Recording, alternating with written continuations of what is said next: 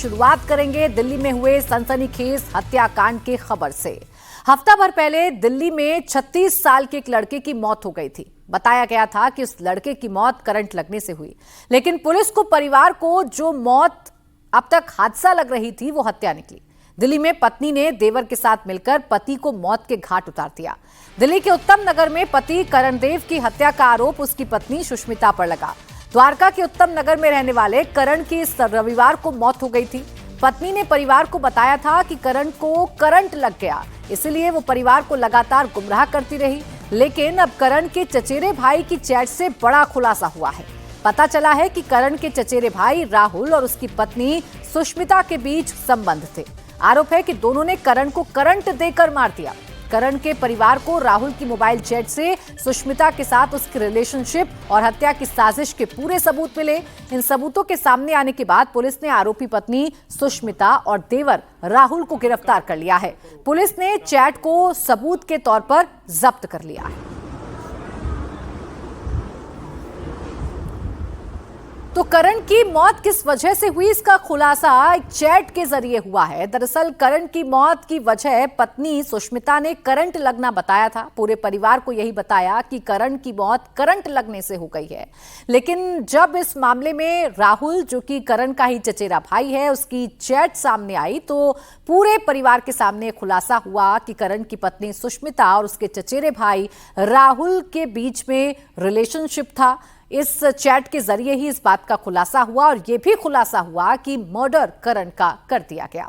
अब इस पूरे मामले में एक और बड़ा खुलासा हुआ है। मृतक करण के सगे भाई कुणाल को भाभी पर शक हुआ था। कुणाल ने चचेरे भाई राहुल के मोबाइल में अपनी भी अनुष्का के साथ चैट को देखा। चैट पढ़ते ही कुणाल को समझ में आ गया था कि उसके भाई की मौत हादसे में नहीं हुई बल्कि उसका मर्डर हुआ। उसकी भाभी और उसके चचेरे भाई राहुल के साथ अफेयर चल रहा है। 13 जुलाई की सुबह सुष्मिता ने करण के माता पिता और छोटे भाई को बताया कि करण को करंट लग गया है। इसके बाद उसके घर वाले आनन फानन में मौके पर पहुंचे। करण को फौरन पास के मग्गो हॉस्पिटल ले जाया गया, जहां जांच के बाद डॉक्टर्स ने उसे मृत घोषित कर दिया। मामले की जानकारी पुलिस को दी गई, जिसके बाद पुलिस ने शव को पोस्टमार्टम के लिए भेज दिया।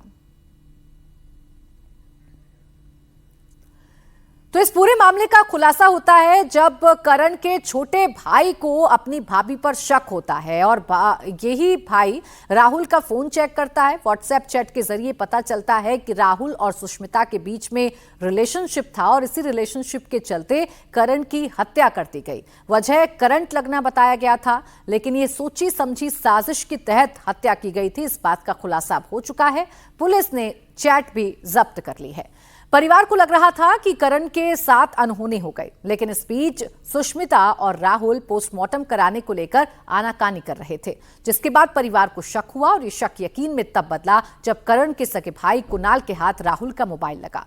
राहुल ने किसी काम के लिए कुणाल को अपना मोबाइल दिया, जिसके बाद कुणाल ने मोबाइल में सुष्मिता के साथ उसकी चैट को पढ़ लिया। चैट में सब कुछ था, दोनों के अफेयर की बातें और करण को रास्ते से हटाने की प्लानिंग।